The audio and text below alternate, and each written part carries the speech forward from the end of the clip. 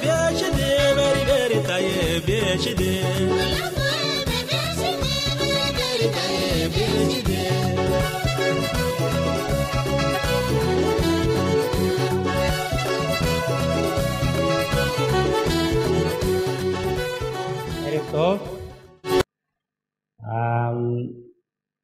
evening.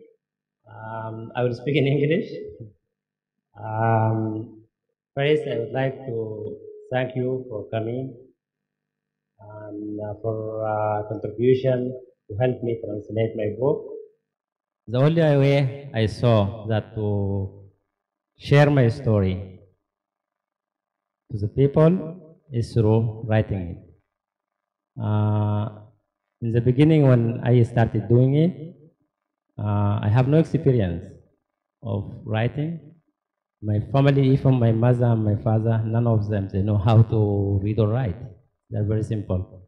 But I started, and without be scaring of maybe I will fail or something. I got in the middle of the book one time, even I tried to quit it, to stop writing it, but continue helping with my friend.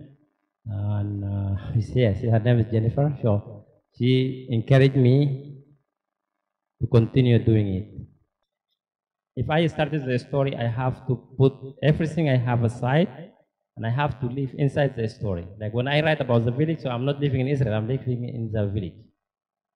That is how it works. So I have to put all my focus, all my heart, all my thinking. Even sometimes to save things or to do anything, I have no chance. I have to live that way until I finish it. Then I find myself out of the book.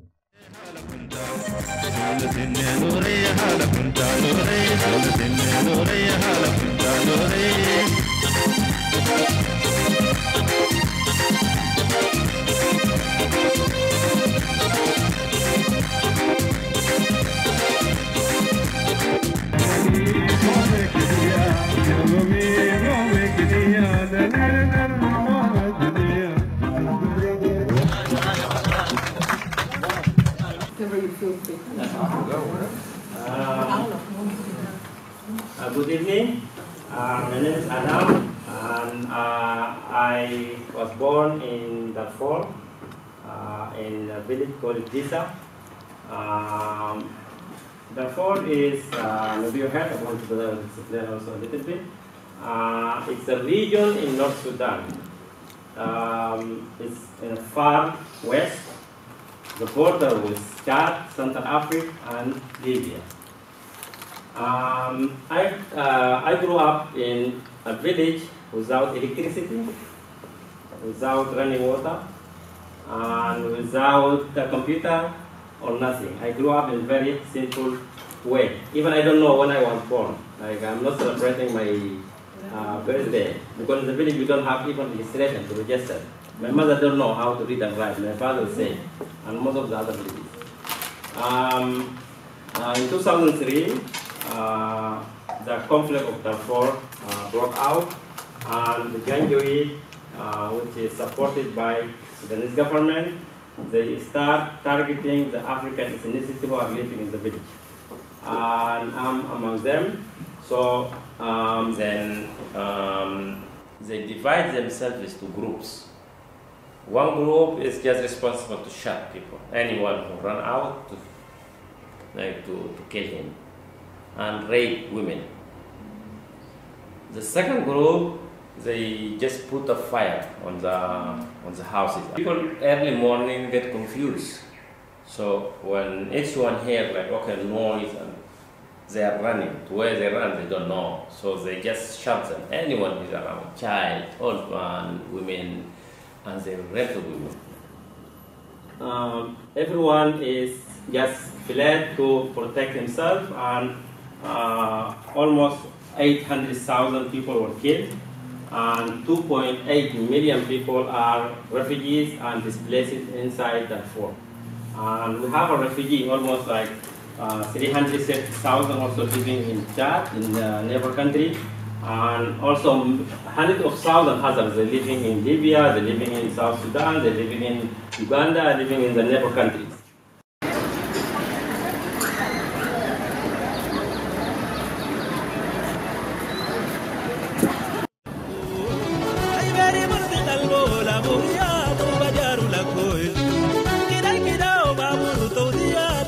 wigaru lako kidai kida babur tawdiya wigaru lako digana uga sako isto dariku dariaru tidu digana uga sako lako dariku dariaru tidu okilara yigi badi tidu ber sako lako okilara yiga badi tidu ber sako lako urugo bebe shidi beri beri taye be shidi.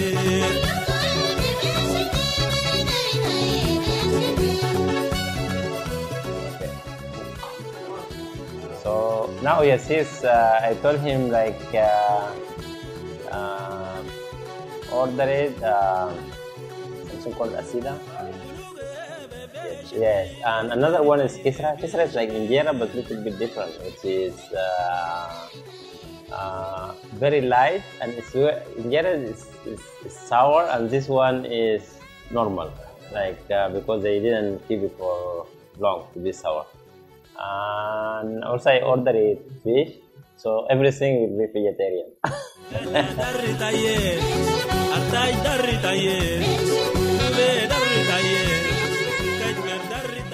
In 2014, 2015, a lot of pressure for us to go to Hollywood, and like the government pressured us a lot. So I changed the way of thinking. Like instead of just all the time think about like go to Hollywood, or people also call me all the time. I summon me what to do and many problems. So I make it opposite. I say, okay, I will keep writing, because when I'm writing, all my mind will be on the story. So I avoided the pressure, and then I make the success.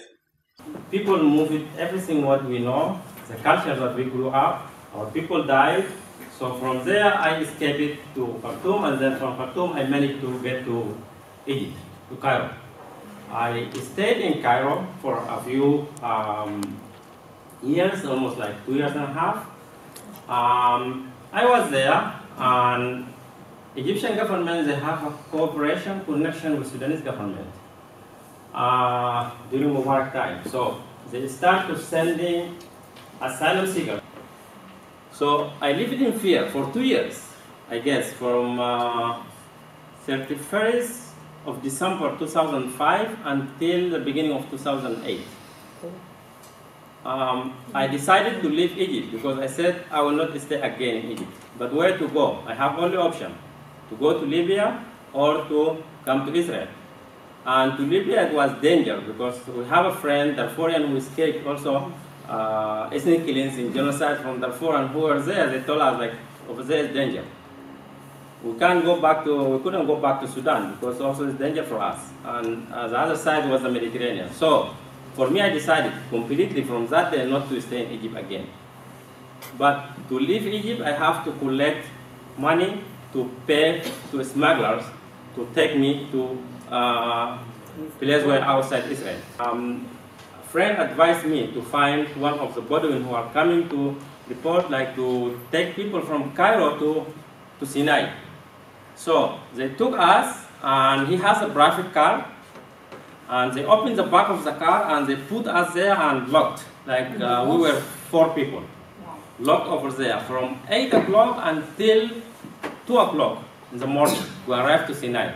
When we came close to the border, they tell us, look, now the border, I guess almost like an hour, I guess less than an hour, walk on foot, but they say we will not go with you. We will tell you the direction. There is permanent street will coming after you cross. The next one is Israel border. And you have to be careful, because if you try to run or you try to make a noise, you will get shot by Egyptian authority border towards there. Yes, so when we came around, because we have and told us also, everyone have to take his shoes off. We took our shoes. So without shoes, and when we were walking, we came close to the first street line. Everyone is scared because they say I will shoot you. So we ran to the border. Then we don't know. We heard a shot behind me. I don't know who shot, who not. Nobody know. Everybody is trying to survive to cross. When we crossed the border, it was a siege before the war now.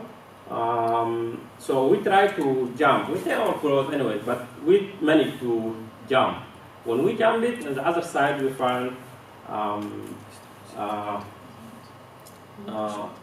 like Israeli soldier. They have 3 cars. They light for us like that, and then because many of us were injured because of the of the siege. So they wait for a long time, and until we came around, all of us. When we crossed and we came, they took what around there to those who are injured. They took them to the hospital, and me and the rest of the guys, they took us to the army base. From the army base in the morning, they brought truck, and they divide us. Some of them, they send them to prison. Some of us, me and others, to Beersheba. And they tell us, when we get to the city, whenever we stop, 15 people have to come out of the car. So I was in the second group. The first bus stop, I didn't get off. The second one, I got off. It was Shabbat, no cars. When we came 15, we came out. I find 3 more guys from Darfur. And I introduced myself to them, and then when we get off, we surprised, like, because we don't know what is this. We didn't understand this kind of thing. So they tell us we have to just go. So we called a taxi, and the taxi asked for $300 to take us from Beersheba to Tel Aviv. So luckily the other guys, they have some money, so they paid for him, and we came to Tel Aviv.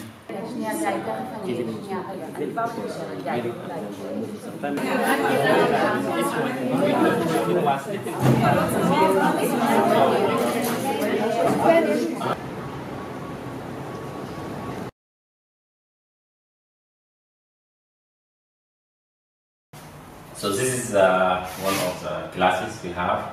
It is a computer class. And actually we collected the computers after we post on Facebook, and we shared it with the Israeli friends. Then many of them they respond. So we collected almost 10 computers and with some screens. So now it became a lab for computer.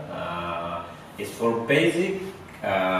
Because mostly guys from the community, they don't know how to use the computer. We are less connected with the technology, so they just learn the basic, like how to make database, how to work like in office, like Word document, to prepare it, how to print the things, and at least can help themselves or to save also documents. So this is how it works.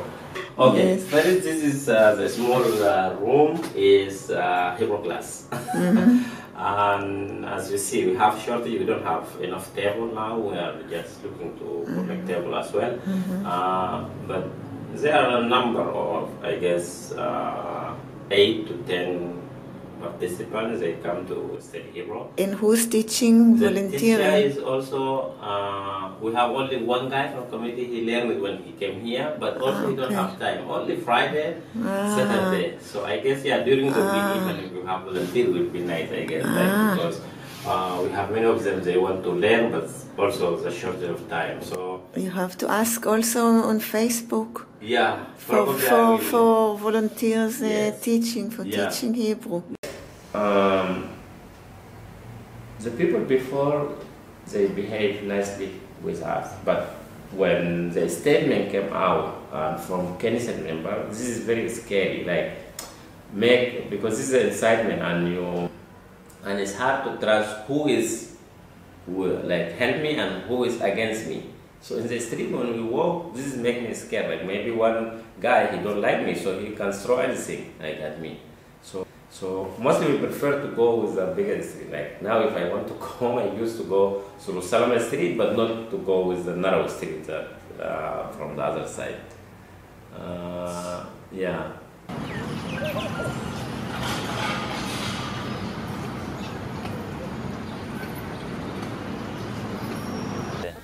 Yeah, so I went to renew my visa on October 30th. Like I do it every 2 months, even sometimes less. When I went there to renew my visa, this is a very scary place for us. Like before I go there, almost before a week, my feeling is very hard, like because it's all the time in my mind because of the behavior, how they do. So it is abandoned place, abandoned building, isolated. There is no people moving around, and only behind it there are some factories we can see. So only African asylum seeker, mostly Eritrean and Sudanese, they are going there to renew their visas. And when I went there to renew this day specifically, they asked me about rent contract and payment salary receipt. And I don't have a payment salary receipt. So I told them this is a rent contract, but I don't have a salary receipt. So the guys got very angry with me. I was like, all the time happen. It's not only me, but this is like general situation all the time it happening. So he just took like in very angry way my visa, and he put the visa number inside the computer. I don't know what he did. He asked me, you don't have? So he wrote something in the computer, and he asked me, have you been to Kholod before? I told him, no, I didn't go to Kholod. So he said, okay, you have an interview on 29th of December to come here for an interview. That means he gave me 1 month. And then I will go there for an interview. So even I have some question to ask, but I was really like frightened over there. So I couldn't manage to ask them question because they arrest me. And yeah, it happened many times. And also one time they pushed me by force, by security men to leave the building.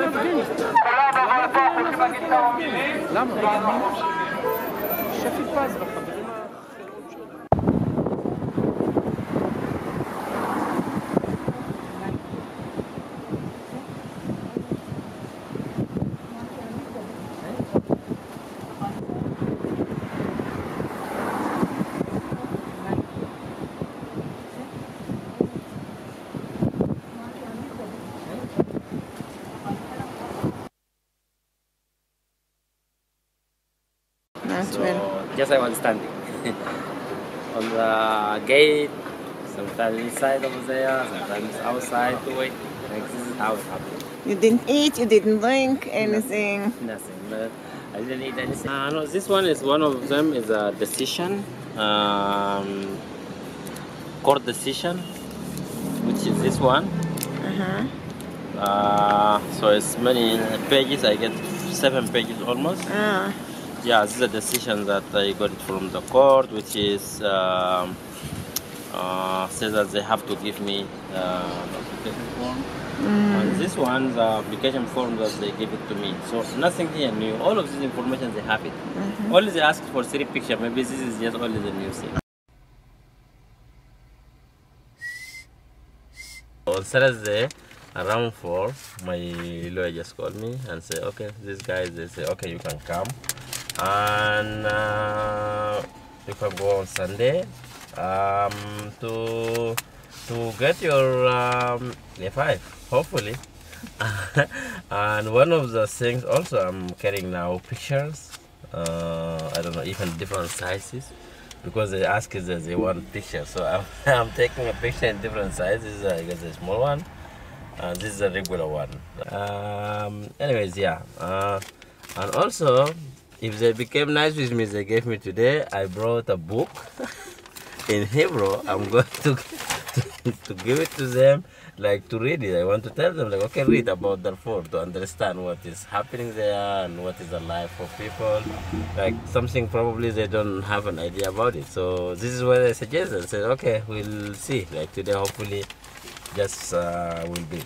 I'm glad that today, and I'm happy going to hopefully like to get it. But also at the same time, I'm sad of what is going around because with many news and going to deport people to Rwanda. Anyways, it's happening one side, but also I still hope the good things to come also to the other because everybody deserves, I guess.